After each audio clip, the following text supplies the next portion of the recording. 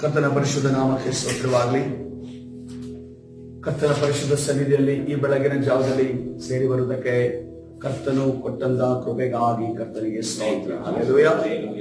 ಕರ್ತನು ಒಳ್ಳೆಯವನಾಗಿದ್ದಾನೆ. ನಮ್ಮ ಜೀವನದಲ್ಲಿ ಒಳ್ಳೆದನ್ನೇ ಮಾಡುವ ದೇವರಾಗಿದ್ದಾನೆ. ಈ ವರ್ಷದ ಕಡೆಯ ತಿಂಗಳಲ್ಲಿ ನಾವಿದ್ದೇವೆ. ಹಲ್ಲೆಲೂಯಾ.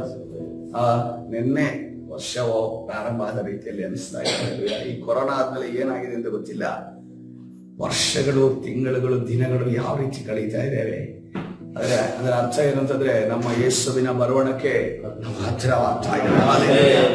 ನಾವು ಪ್ರತಿದಿನವೂ ಕೂಡ ಸಿದ್ಧವಾಗಬೇಕು. ದೇವರ ವಾಕ್ಯದಿಂದ ಶುದ್ಧೀಕರಿಸಲ್ಪಡಬೇಕು. ದೇವರ ವಾಕ್ಯ ನಮ್ಮನ್ನ ಯೇಸುವಿನ ಹತ್ತಿರ ತೆಗೆದುಕೊಂಡು ಹೋಗ್ತದೆ. ಹಲ್ಲೆಲೂಯಾ. ತನ್ನ ಹೃದಯದ ಮಾತನ್ನ ಕರ್ತನು ಸತ್ಯವೇದದಲ್ಲಿ ಕೊಟ್ಟಿದ್ದಾನೆ. ಹಲ್ಲೆಲೂಯಾ. ಆ ಸತ್ಯವೇದದಲ್ಲಿ ತನ್ನ ಹೃದಯದ ಆತನ ಮಾತನ್ನ ನಾವು ಯಾವಾಗ ಕೈಗೊಂಡು ನಡೆಯುವುದಕ್ಕೆ ನಾವು ಶತ ಪ್ರಯತ್ನವನ್ನ ಮಾಡ್ತೇವೋ ಕರ್ತನು ಒಂದಲ್ಲ ದಿವಸ ನಮಗೆ ಆತನು ಯಶಸ್ಸನ್ನ ಕೊಡುವ ಆತನಾಗಿದೆ. ಹಲ್ಲೆಲೂಯಾ. ಇವತ್ತಿನ ದಿವಸ ವಾಕ್ಯ ಧ್ಯಾನಕ್ಕಾಗಿ ಯೋಬನ ಪುಸ್ತಕಕ್ಕೆ ನಮ್ಮ ಸತ್ಯವೇದವನ್ನ ತಿರುಗಿಸೋಣ. ಯೋಬನ ಪುಸ್ತಕಕ್ಕೆ ಸತ್ಯವೇದವನ್ನ ತಿರುಗಿಸೋಣ. ಕರ್ತನ ಪರಿಶುದ್ಧ ನಾಮಕ್ಕೆ ಸ್ತೋತ್ರ. ನಮಗೆಲ್ಲರಿಗೂ ಕೂಡ ಯೋಬನ ಈ ಜೀವಿತದಲ್ಲಿ ನಡೆದಂತ ಘಟನೆಗಳು ನನಗೆ ನೆನಪಿದೆ. ಆತನು ನೀತಿವಂತನಾಗಿ ದೋಷವಿಲ್ಲದವನಾಗಿ ಅದನ್ನು ನಡೆಯುತ್ತಿದ್ದಂತ ವ್ಯಕ್ತಿಯಾಗಿದ್ದನು. ಆತನ ಪ್ರತಿಯಾಗಿ ಕರ್ತನು ಆತನ ನೀತಿವಂತನೆಂದು ಆತನನ್ನು ಹೊಗಳಿದಂತ ವಿಚಾರ ನಮಗೆ ಗೊತ್ತಿದೆ. ಅದೇ ರೀತಿಯಲ್ಲಿ ಸೈತಾನನು ಆತನ ನೀತಿವಂತಿಕೆಯನ್ನು ನಿನಗೆ ತೋರಿಸ್ತೇನೆ, ಆತನ ಆಸ್ತಿಗಳ ಮೇಲೆಯೂ ಆತನ ಎಲ್ಲಾ ಸಂಪಾದನೆ ಮೇಲೆಯೂ ಆತನ ಮಕ್ಕಳ ಮೇಲೆಯೂ ಆತನ ಅದೇ ರೀತಿ ದೇಹದ ಮೇಲೆಯೂ ಹೊಡೆತ ಬಿದ್ದಾಗ ಯಾವ ರೀತಿಯಲ್ಲಿ ನಿನ್ನನ್ನು ದೂಷಿಸ್ತಾನೆ ಅನ್ನುವುದನ್ನ ನಾನು ನಿನಗೆ ತೋರಿಸ್ತೇನೆ ಅಂತ ಅನ್ಕೊಂಡಿಸ್ತಾ ಸೈತಾನನ ಸವಾಲೊಡ್ಡುವಾಗ ಕರ್ತನು ಆತನ ಸವಾಲನ್ನ ಸ್ವೀಕರಿಸಿ ನನ್ನ ಯೋಬನು ಆತನ ಯಾವುದೇ ಕಾರಣಕ್ಕೂ ತಪ್ಪನ್ನ ಪಾಪವನ್ನ ಮಾಡೋದಿಲ್ಲ ಅನ್ನೋದನ್ನ ಅರ್ಥ ಮಾಡಿಕೊಂಡು ಆತನಿಗೆ ಪರ್ಮಿಷನ್ ಅನ್ನ ಕೊಡ್ತಾನೆ. ಯಾರಿಗೆ? ಸೈತನಿಗೆ ಪರ್ಮಿಷನ್. ಸೈತನ್ ಆತನ ಖುಷಿಯಾಗಿ ಬಂದು ಎಲ್ಲವನ್ನ ನಾಶ ಮಾಡೋದಕ್ಕೆ ಪ್ರಾರಂಭಿಸ್ತಾನೆ. ಮೊದಲನೇ ಯೋಬನ ಪುಸ್ತಕ 1ನೇ ಅಧ್ಯಾಯದಲ್ಲಿ 13ನೇ ವರ್ಷದಿಂದ ನಾವು ನೋಡ್ತಾ ಇದ್ದೇವೆ. ಆದ್ರೆ ಒಂದು ಪ್ರಶ್ನೆ ಏನಂತಂದ್ರೆ, ಆ ಯೋಬನ ಪುಸ್ತಕದಲ್ಲಿ ಯೋಬನ ಮಾತ್ರ ಉಳಿದದ್ನ, ಜೀವದಿಂದ ಉಳಿದದ್ದು ಯೋಬ ಮಾತ್ರನ? ಹೆಂಡತಿ ಉಳಿದಿದ್ದಾರೆ, ಓಕೆ, ಹೆಂಡತಿ ಮಾತನ್ನ ಕೇಳ್ತೀವಿ. ಸ್ನೇಹಿತರು ಉಳಿದಿದ್ದಾರೆ, ಓಕೆ, ಅಷ್ಟು ಜನ ಮಾತ್ರ ಉಳಿದಿರೋದು. ವಾಕ್ಯವನ್ನು ಓದಿಕೊಳ್ಳೋಣ. ಒಂದಾನೊಂದು ದಿವಸದಲ್ಲಿ ಯೋಬನ ಗಂಡು ಹೆಣ್ಣು ಮಕ್ಕಳು ಹಿರಿಯವನ ಮನೆಯಲ್ಲಿ ಉಂಡು ಕುಡಿಯುತ್ತಿರುವಾಗ ಒಬ್ಬ ದೂತನು ಯೋಬನ ಬಳಿಗೆ ಬಂದು, ನಿನ್ನ ಎತ್ತುಗಳು ಉಳುತ್ತಾ ಅವುಗಳ ಹತ್ತಿರ ಕತ್ತೆಗಳು ಮೇಯುತ್ತಾ ಇರುವಲ್ಲಿ ಶವದವರು ಅವುಗಳ ಮೇಲೆ ಬಿದ್ದು ಹೊಡೆದುಕೊಂಡು ಹೋದರು. ಏನಾಯ್ತು? ಅದರ ಕತ್ತೆಗಳು ಎತ್ತುಗಳ ಮೇಲೆ ನಾಶನ ಬರ್ತಾ ಇದೆ. ಇದಲ್ಲದೆ ಆಳುಗಳನ್ನು ಕತ್ತಿಯಿಂದ ಸಂಹರಿಸಿದರು. ಇದನ್ನು ತಿಳಿಸುತ್ತಿರುವ ನಾನೊಬ್ಬನೇ ತಪ್ಪಿಸಿಕೊಂಡು ಉಳಿದಿದ್ದೇನೆ. ಹಲ್ಲೆಲೂಯಾ. ಕರ್ತನ ಪರಿಶುದ್ಧ ನಾಮಕ್ಕೆ ಸ್ತೋತ್ರವಾಗಲಿ. ದೇವರ ಕೃಪೆ ಯೋಬನಿಗೆ ಮಾತ್ರ ಅಲ್ಲಿ ದೊರಕಿದ್ದಲ್ಲ, ಇನ್ನೊಬ್ಬ ವ್ಯಕ್ತಿಗೆ ದೊರಕಿದೆ. ಅದೇ ಅವನ ಹೆಸರಲ್ಲಿ ಮೆನ್ಷನ್ ಆಗಿಲ್ಲ. ಅವನು ಯಾರಾಗಿದ್ದಾನೆ? ಅವನ ಕತ್ತೆಗಳನ್ನ ಎತ್ತುಗಳನ್ನ ಗಮನಿಸುತ್ತ ವ್ಯಕ್ತಿ ಆಗಿದ್ದನು. ಅವನು ಬಂದು ಹೇಳ್ತಾ ಇದ್ದಾನೆ, ನಾನೊಬ್ಬನೇ ಉಳಿದಿದ್ದೇನೆ. ಹಲ್ಲೆಲೂಯಾ. ಎಂತ ಒಂದು ಡಿಸಾಸ್ಟರ್ ಅಲ್ಲಿ ನೋಡಿ, ಒಂದು ಲಾಸ್ಟ್ ಟೈಮ್ ಒಂದು ಏರೋಪ್ಲೇನ್ ಕ್ರಾಶ್ ಆಯ್ತು. ಏರೋಪ್ಲೇನ್ ಕ್ರಾಶ್ ಆದ ಸಂದರ್ಭದಲ್ಲಿ ಎಲ್ಲರೂ ಸತ್ತೋಗಿದ್ದಾರೆ, ಒಬ್ಬನೇ ಒಬ್ಬ ಬದುಕಿದ್ದಾನೆ. ಹಲ್ಲೆಲೂಯಾ. ಆತನ ಮೇಲೆ ಎಂತ ದೇವರ ಕೃಪೆ ಇತ್ತು ಅದು ನಮಗೆ ಗೊತ್ತಿಲ್ಲ. ಕೆಲವು ಘಟನೆಗಳು ನಡೀತವೆ, ಇಡೀ ಫ್ಯಾಮಿಲಿ ಸತ್ತೋಗಿರುತ್ತೆ. ಆದ್ರೆ ಆ ಫ್ಯಾಮಿಲಿಯಲ್ಲಿ ಒಬ್ಬ ವ್ಯಕ್ತಿ, ಒಂದು ಮಗು, ಒಂದು ತಂದೆ ಮಾತ್ರ ಉಳಿಯುತ್ತೆ. ಅಥವಾ ಆಕ್ಸಿಡೆಂಟ್ ಆಗುತ್ತೆ, ಫುಲ್ ಕಾರೇ ನಜ್ಜುಗುಜ್ಜಾಗುತ್ತೆ. ಅದರಿಂದ ಆಕ್ಸಿಡೆಂಟ್ ಆಗುವಂತ ಸಂದರ್ಭದಲ್ಲಿ ಕಿಟಕಿಯಿಂದನೋ ಅಥವಾ ಗ್ಲಾಸ್ ಹೊಡೆದೋ ಹೇಗೋ ಒಬ್ಬ ವ್ಯಕ್ತಿ ಹಾರಿ ಹೋಗಿ ಹೊರಗಡೆ ಬೀಳ್ತಾನೆ. ಅವನನ್ನ ದೇವರು ಕಾಪಾಡಿಡುತ್ತಾರೆ. ಹಲ್ಲೆಲೂಯಾ. ಅದೇ ರೀತಿಯಲ್ಲಿ ಈ ವ್ಯಕ್ತಿ ನೋಡ್ರಿ ಹೇಳ್ತಾ ಇದ್ದಾನೆ, ಎಲ್ಲ ನಾಶವಾಯ್ತು, ನಾನೊಬ್ಬನೇ ಉಳಿದಿದ್ದೇನೆ. ಹಲ್ಲೆಲೂಯಾ. ದೇವರು ನಮ್ಮನ್ನ ಕಾಪಾಡುವ ದೇವರಾಗಿದ್ದಾನೆ. ಆದ್ರೆ ಯಾವ ರೀತಿಯಲ್ಲಿ ಯಾಕೆ ಕಾಪಾಡುತ್ತಾನೆ ಅನ್ನೋದನ್ನ ನಾವು ಗಮನಿಸೋಣ. ಇವನೊಬ್ಬನೇ ನಾ ವ್ಯಕ್ತಿ ಉಳಿದಿದ್ದು ಅನ್ಕೊಂಡು ನೋಡುವ. ಮುಂದೆ ಓದೋಣ. 16ನೇ ವರ್ಷದಲ್ಲಿ ಅವನು ಮಾತನಾಡುತ್ತಿರುವಾಗಲೇ ಮತ್ತೊಬ್ಬನು ಬಂದು, ದೇವರ ಬೆಂಕಿ ಆಕಾಶದಿಂದ ಬಿದ್ದು ಕುರಿಗಳನ್ನು ಆಳುಗಳನ್ನು ದಹಿಸಿ ನುಂಗಿಬಿಟ್ಟಿದೆ. ಇದನ್ನು ತಿಳಿಸುತ್ತಿರುವ ನಾನೊಬ್ಬನೇ ತಪ್ಪಿಸಿಕೊಂಡು ಉಳಿದಿದ್ದೇನೆ ಅಂದನು. ಹಲ್ಲೆಲೂಯಾ. ಇನ್ನೊಬ್ಬ ಮುಂದೆ ಹೇಳ್ತಾ ಇದ್ದಾನೆ, ಏನಾಗಿದೆ, ಆಕಾಶದಿಂದ ಬೆಂಕಿ ಬಿತ್ತಂತೆ, ಕುರಿಗಳನ್ನು ಆಳುಗಳನ್ನು ಅದು ದಹಿಸಿ ಬಿಟ್ಟಂತೆ. ಇವನ್ ಯಾವ ಮೂಲೆಯಲ್ಲಿದ್ದ ಅಂತ ಗೊತ್ತಿಲ್ಲ, ಆದ್ರೆ ಅವನು ಹೇಳ್ತಾ ಇದ್ದಾನೆ ನಾನೊಬ್ಬನೇ ಉಳಿದಿದ್ದೇನೆ ಅಂತ ಅನ್ಕೊಂಡು ಹೇಳ್ತಾ ಇದ್ದಾನೆ. ಹಲ್ಲೆಲೂಯಾ. ಹೆಂಗೆ ಅಂತಂದ್ರೆ ಬೆಂಕಿಯಿಂದ ಎದ್ದು ಬರೋದು ಅಂತ ಹೇಳ್ತಾರೆ ನೋಡಿ, ಆ ರೀತಿಯಲ್ಲಿ ಬಿರುಗಾಳಿಯ ಮಧ್ಯದಲ್ಲಿ ನಡೆಯುತ್ತೆ ಅಂತ ಹೇಳಿದ್ರೆ ಆ ರೀತಿಯಲ್ಲಿ ಒಬ್ಬ ವ್ಯಕ್ತಿ ಬಂದು ಹೇಳ್ತಾ ಇದ್ದಾನೆ ನಾನೊಬ್ಬನೇ ಉಳಿದಿದ್ದೇನೆ ಅಂತ ಹೇಳ್ತಾ ಇದ್ದೇನೆ. ಇವರಿಬ್ಬರು ಮಾತ್ರ ಉಳಿದಿರೋದು. ಮುಂದೆ ಹೋದನ 17ನೇ ವಚನದಲ್ಲಿ, ಅಷ್ಟರಲ್ಲಿ ಇನ್ನೊಬ್ಬನು ಒಂದು ಕಸ್ದೀಯರು 3 ಗುಂಪುಗಳಾಗಿ ಒಂದು ಒಂಟೆಗಳ ಮೇಲೆ ಬಿದ್ದು ಒಡೆದುಕೊಂಡು ಹೋದರು. ಇದಲ್ಲದೆ ಆಳುಗಳನ್ನು ಕತ್ತಿಯಿಂದ ಹತ ಮಾಡಿದರು. ನೋಡ್ರಿ, ಒಂದೇನಂದ್ರೆ ಒಂಟೆ ಹೊಡ್ಕೊಂಡು ಹೋದ್ರಂತೆ, ಆಳುಗಳನ್ನ ಕತ್ತಿಯಿಂದ ಸಂಹಾರ ಮಾಡಿದ್ರು. ಆದ್ರೆ ಇದನ್ನು ತಿಳಿಸುತ್ತಿರುವ ನಾನೊಬ್ಬನೇ ತಪ್ಪಿಸಿಕೊಂಡು ಉಳಿದಿದ್ದೇನೆ ಅಂದರು. ಹಲ್ಲೆಲೂಯಾ. ಕರ್ತನ ಪರಿಶುದ್ಧ ನಾಮಕ್ಕೆ ಸ್ತೋತ್ರ. 3ನೇ ವ್ಯಕ್ತಿ ಹೇಳ್ತಾರೆ, ನಾನು ಕೂಡ ಗಂಡಾಂತರದಿಂದ ಕಾಪಾಡಿಕೊಂಡು ನಾನು ಬಂದಿದ್ದೇನೆ ಅನ್ನೋದನ್ನ ಯೋಬನ ಮುಂದೆ ಹೇಳ್ತಾ ಇದ್ದೇನೆ. 4ನೇದಾಗಿ, ಸಂಗಡಲೇ ಬೇರೊಬ್ಬನು ಬಂದು ನಿನ್ನ ಕುಮಾರ್ತೆಯರು ತಮ್ಮ ಅಣ್ಣನ ಮನೆಯಲ್ಲಿ ಉಂಡು ಕುಡಿಯುತ್ತಿರುವಾಗ ಇಗೋ ಅರಣ್ಯದ ಕಡೆಯಿಂದ ಬಿರುಗಾಳಿಯು ಬೀಸಿ ಮನೆಯ 4 ಮೂಲೆಗಳಿಗೆ ಬಡಿಯಿತು, ಮನೆಯು ಯವನಸ್ಥರ ಮೇಲೆ ಬಿದ್ದಿತ್ತು, ಸತ್ತು ಹೋದರು. ಅದನ್ನು ತಿಳಿಸುತ್ತಿರುವ ನಾನೊಬ್ಬನೇ ತಪ್ಪಿಸಿಕೊಂಡು ಉಳಿದಿದ್ದೇನೆ. ಹಲ್ಲೆಲೂಯಾ. ಕರ್ತನ ಪರಿಶುದ್ಧ ನಾಮಕ್ಕೆ ಸ್ತೋತ್ರವಾಗಿ. ಈ ಲೋಕಕ್ಕೆ ನಾಶನ ಬರುವಾಗ, ನಮ್ಮ ಅಕ್ಕಪಕ್ಕದ ಮನೆಯವರಿಗೆ ನಾಶನ ಬರುವಾಗ, ನಮ್ಮ ಕುಟುಂಬಸ್ಥರ ಮೇಲೆ ನಾಶದ ದುಷ್ಟರ ಮೇಲೆ, ಅಥವಾ ಈ ಲೋಕದಲ್ಲಿ ಲೋಕರೀತಿಯಲ್ಲಿ ಜೀವಿಸುವಂತ ಲೋಕದ ದೃಷ್ಟಿಯನ್ನಿಟ್ಟುಕೊಂಡು ಜೀವಿಸಿರುವಂತ ಅವರ ಮೇಲೆ ನಾಶನಕ್ಕೆ ಬರುವಾಗ ನಮ್ಮನ್ನ ಕರ್ತನು ಕಾಪಾಡುವವನಾಗಿದ್ದಾನೆ. ಹಲ್ಲೆಲೂಯಾ. ಆದ್ರೆ ಕಾಪಾಡುವುದಕ್ಕೆ, ಅವರ ಜೊತೆ ನಮ್ಮನ್ನ ಕಾಪಾಡುವುದಕ್ಕೆ ನಮ್ಮಲ್ಲಿ ದೇವರ ರಸ ಇರಬೇಕು. ಹಲ್ಲೆಲೂಯಾ.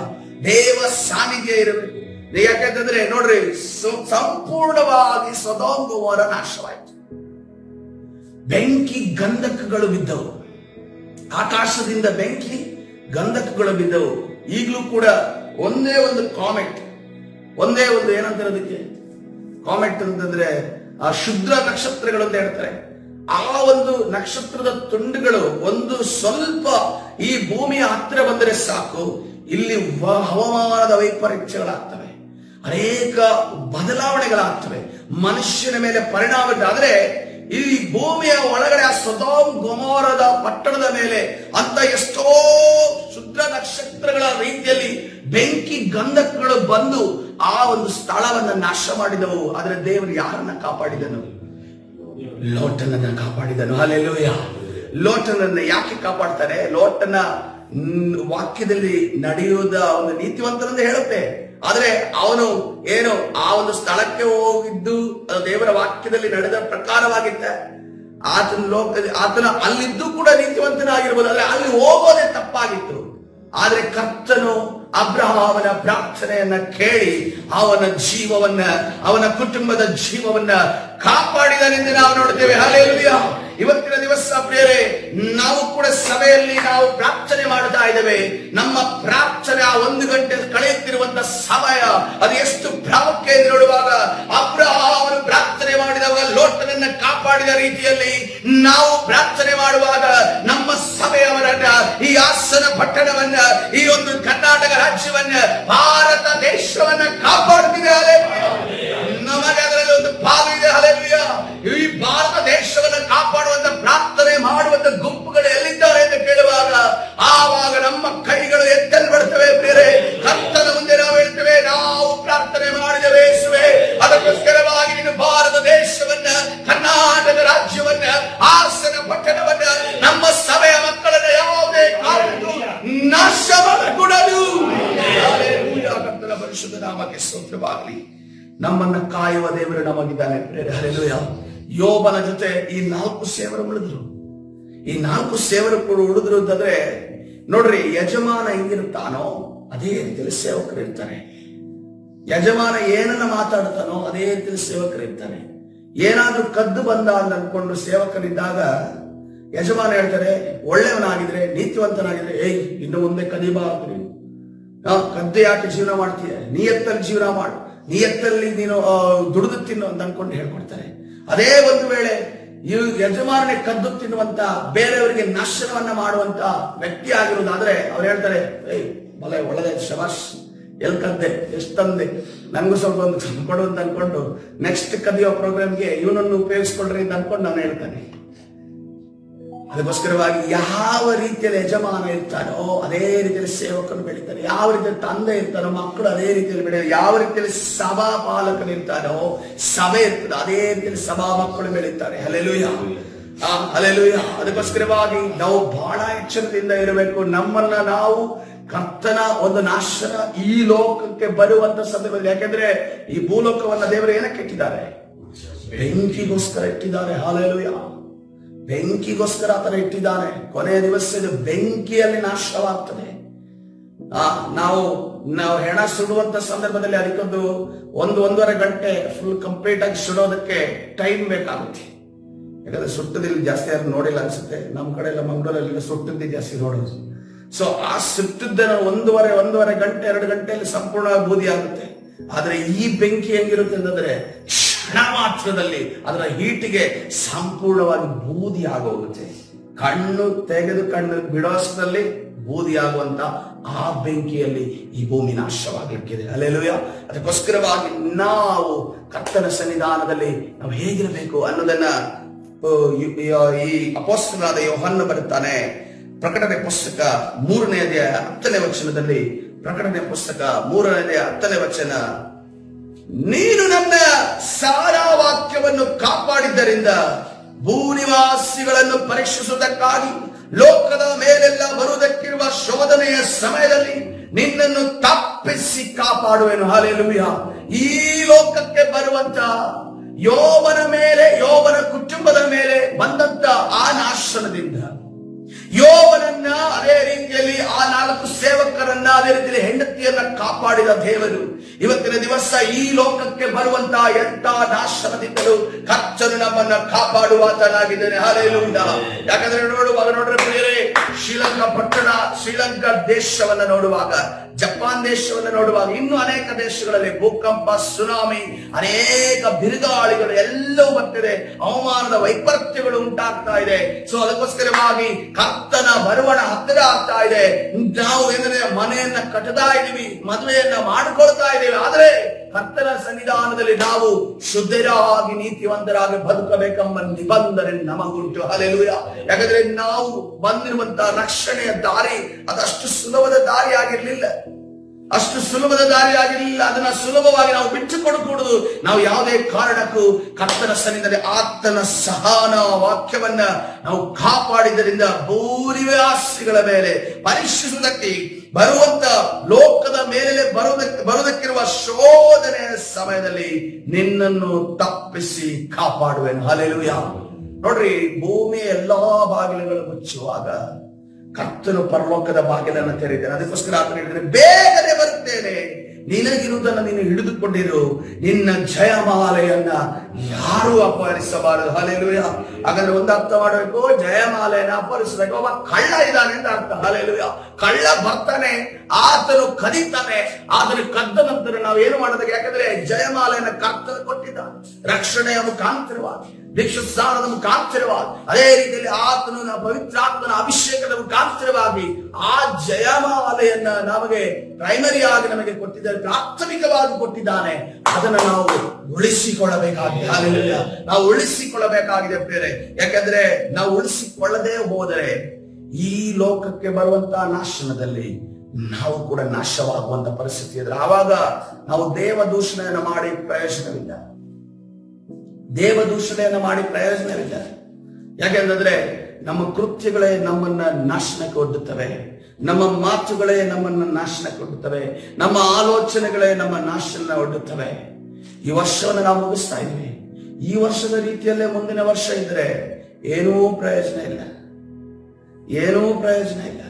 ಅದಕ್ಕೋಸ್ಕರವಾಗಿ ಈ ವರ್ಷದಲ್ಲಿ ನಾವು ನೆಕ್ಸ್ಟ್ ವರ್ಷಕ್ಕೆ ಹೋಗುವಂತ ಸಂದರ್ಭದಲ್ಲಿ ಒಂದು ನಿರ್ಧಾರಗಳನ್ನ ಕೈಗೊಳ್ಳು. ಮುಂದೆ ನಾನು ಏನು ಮಾಡಬೇಕು, ಮುಂದೆ ನಾನು ಆತ್ಮಿಕವಾಗಿ ವಿಚಾರಗಳಲ್ಲಿ ಏನು ಮಾಡಬೇಕು. ಅನೇಕ ಬಾರಿ ನಾವು ಲೌಕಿಕವಾಗಿ ಆಲೋಚನೆ ಮಾಡ್ತಾ ಇದ್ದೇವೆ. ನನ್ನ ಕಷ್ಟಗಳು ತೀರಬೇಕಾದ್ರೆ ನಾನು ಆ ಒಂದು ಪ್ಲಾನ್ ನ ಮಾಡಬೇಕು, ಈ ಒಂದು ಪ್ಲಾನ್ ನ ಮಾಡಬೇಕು ಅಂತ ಆಲೋಚನೆ ಮಾಡ್ತೇವೆ. ಆದ್ರೆ ಆ ಒಂದು ಪ್ಲಾನ್, ಈ ಒಂದು ಪ್ಲಾನ್ ಬೇಡ. ಕರ್ತನ ಪ್ಲಾನ್ಗೆ ನೀನು ಅಡ್ಜಸ್ಟ್ ಆಗೋದಾದ್ರೆ, ಕರ್ತನ ಪ್ಲಾನ್ಗೆ ನೀನು ಆ ಒಂದು ದಾರಿಯಲ್ಲಿ ಬರೋದಾದ್ರೆ, ಕರ್ತನು ನೆನೆಸದ ರೀತಿಯಲ್ಲಿ ಆತನು ಪರಿಹಾರವನ್ನು ಕೊಡುವಾತನಾಗಿದೆ. ಹಲ್ಲೆಲೂಯ. ಯಾಕಂದ್ರೆ ಕರ್ತನ ಕೈ ಅದು ಅದ್ಭುತಕರವಾದ ಹಸ್ತವಾಗಿದೆ. Hallelujah, hallelujah. ಕರ್ತನ ಪರಿಶುದ್ಧ ನಾಮಕ್ಕೆ ಸ್ತೋತ್ರವಾಗಲಿ. ನಾವು ಇವತ್ತಿನ ದಿವಸ ಇಷ್ಟೇ ವಾಕ್ಯವನ್ನ ಧ್ಯಾನ ಮಾಡ್ಲಿಕ್ಕೆ ಹೋಗ್ತಾ ಇದ್ದೇವೆ. ಮುಂದಿನ ಭಾಗವನ್ನ ನಾವು ನಾಳೆ ನೋಡಿಕೊಳ್ಳೋಣ. ನಾವು ಪ್ರಾರ್ಥನೆ ಮಾಡಿಕೊಳ್ಳೋಣ. ಪರಿಶುದ್ಧನಾದ ದೇವರ ನಾಮಕ್ಕೆ ಸ್ತೋತ್ರವಾಗಲಿ. ಕರ್ತನೇ ರಾಜ, ನಿನ್ನ ಸನ್ನಿಧಿಯಲ್ಲಿ ಕರ್ತನೇ ಮಧ್ಯಸ್ಥಿಕೆಯ ಪ್ರಾರ್ಥನೆಯನ್ನು ಮಾಡುವುದಕ್ಕೆ ನಮ್ಮನ್ನು ನೀನು ಕರೆದಿದೆಯಲ್ಲ, ಅದಕ್ಕಾಗಿ ನಿನಗೆ ಸ್ತೋತ್ರ ಯೆಹೋವ. ಕರ್ತನೇ, ನಾವು ನಮ್ಮನ್ನು ಕಾಪಾಡಿಕೊಂಡು ಕರ್ತನೇ ಈ ಲೋಕದ ಜನರು ನಾಶವಾಗಿ ಹೋಗದ ಹಾಗೆ, ಯಾವ ಆತ್ಮವು ಸ್ವಾಮಿ ಕರ್ತನೇ ರಾಜ ನರಕದ ಪಾಲಾಗದ ಹಾಗೆ, ಯಾವ ಆತ್ಮವು ಸ್ವಾಮಿ ನಾಶನಕ್ಕೆ ಗುರಿಯಾಗದ ಹಾಗೆ ಕರ್ತನೇ ಕಾಪಾಡಿಕೊಳ್ಳುವಂತ ಜವಾಬ್ದಾರಿ ನಮಗಿದೆ ಸ್ವಾಮಿ. ಕರ್ತನೇ, ಆ ಜವಾಬ್ದಾರಿಯನ್ನು ನಿಭಾಯಿಸುವುದಕ್ಕೆ ಸಿದ್ಧವಾಗಿ ಕೃಪೆಯನ್ನು ದಯಪಾಲಿಸುವೆ. ಕೃಪೆಯನ್ನು ಕೊಡು ಸ್ವಾಮಿ, ಕೃಪೆಯನ್ನು ಕೊಡುವಂತನೇ, ಕೃಪೆಯನ್ನು ಕೊಡು ಸ್ವಾಮಿ. ಹಲ್ಲೆಲೂಯ. ಕರ್ತನೇ, ಪರಿಶುದ್ಧನಾದ ದೇವರೇ, ನಿನ್ನ ನಾಮಕ್ಕೆ ಸ್ತೋತ್ರ.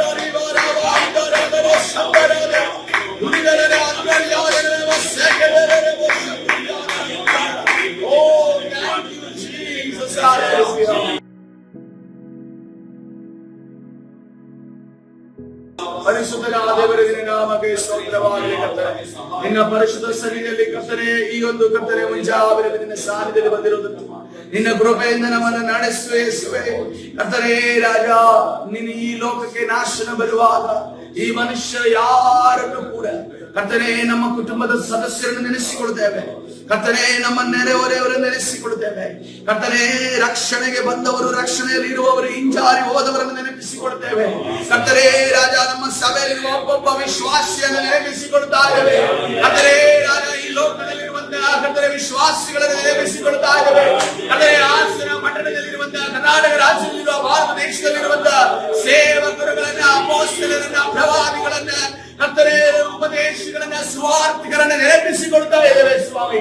ಇವರೆಲ್ಲರೂ ಕೂಡ ನಿನ್ನ ರಾಜ್ಯಕ್ಕೆ ಸಿದ್ಧರಾಗುವಾಗ ಒಬ್ಬೊಬ್ಬರನ್ನು ನಡೆಸು ಸ್ವಾಮಿ. ನಿನ್ನ ಸಹನ ವಾಕ್ಯವನ್ನ ಕಾಪಾಡಿಕೊಳ್ಳುವಾಗ ಒಬ್ಬೊಬ್ಬರನ್ನು ನಡೆಸು. ನಿನ್ನ ವಾಕ್ಯದಲ್ಲಿ ನೆಲೆಗೊಳ್ಳುವಾಗ ಒಬ್ಬೊಬ್ಬರನ್ನು ನಡೆಸು.